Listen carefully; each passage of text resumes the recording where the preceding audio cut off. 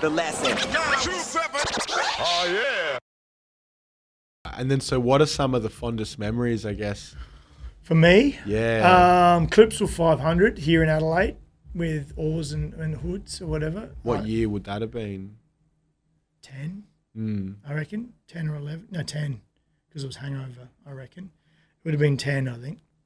That was pretty epic. Home bake as well with the oars, playing home bake with them. The entertainment centre gig with the hoods was like mental. It was 8,000 people. I remember walking on stage and DJing. It was just like, and it's like the whole entertainment centre under your needle. You know what I mean? You just cut and it's like, and you're like, oh my god, I got so much power. And that I'd done a lot of gigs before then, and I was pretty good with handling my nerves, but I was fucking shitting myself that day. I was really nervous.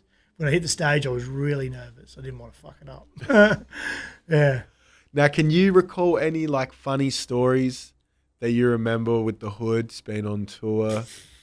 Tons. Shit. Ones that are repeatable.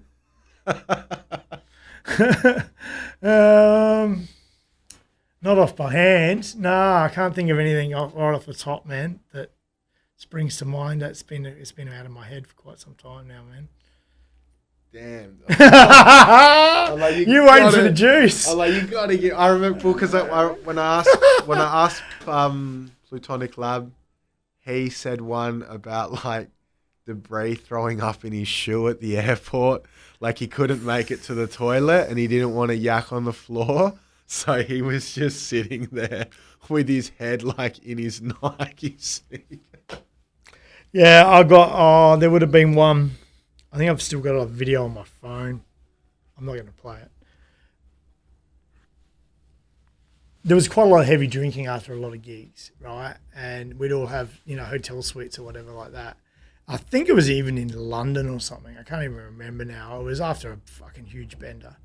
And Baz had woken up in the wrong room. I think it was in my room or something like that. And his room was all the way down the other end of the hall or some shit like that. And he was fucking shirtless pretty much. And he was in his jocks. And he just fucking casually just strolled out of this. And I'm sitting there filming. He's just strolling through the hotel in his jocks. Walks down to his room. I'm pretty sure he was still drunk. I got the video on my phone. It's pretty funny, man. That's only a minor thing, though. That wasn't anything. Yeah, but there was a lot of partying, a lot of good times, man. A lot of good times. And I can imagine, like, was it crazy, just seeing people that you've known for such a long time get reacted to by fans like absolute superstars? Yeah. I know these people pretty well. And you know what I mean? And although now they're starting to become more and more foreign because, I haven't really spoken to any of them for the last 5 years or 4 years now. So, you know what I mean? So obviously now they're pretty much strangers to me as much as I know them, they're strangers. But yeah, totally, dude, without a doubt. Do you recall any specific like fan reaction moments where you saw some like, wow, that fan's like, Oh, Matt dealt with it really well. I mean, like I remember seeing that always at the airports or something like that. Some kids would be literally flipping out. Oh my god, oh my god, oh my god, oh my god. And he always handled it pretty well, because he was always the focal point. So they'd come to him first. You know what I mean? It'd be like straight to stuff. And he would be pretty good about handling all of that shit. You know what I mean? In terms of always saying hi to giving him the time of day and that type of thing. No great crazy things. Some people would do some stupid things like, you know what I mean? I always found those fans and make T-shirts and stuff. I remember we did an Oars gig. I think it was it Armadale or something? God knows. Fucking in the middle of nowhere. And we were at this pub in Armadale, and there's like 300 or 400 people at this pub or whatever. And there's a group of chicks. I think it was like 3 or 4 girls, and they'd made Funk Oars tops. What's your malfunction tops? That was pretty funny. We didn't know how to handle that. We're like, are you for real? You made tops for us? For real? And they were so excited to meet Hans and to get a signature. I'm like, you do realize this is Hans, you know what I mean? You know, this, you know, or me, you know what I mean? You never class yourself like that. You just go, sure, yeah, we'll sign your top, no worries. And you were here for us. Are you, you know, green in the head or what? What's going on?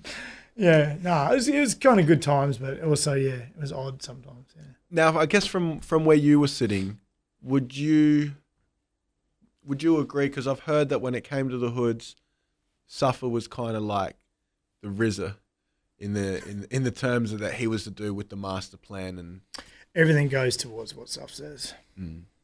Even to this day, I'm pretty sure. You know, he's the shot caller, is what I'm saying. You know what I mean? Yeah.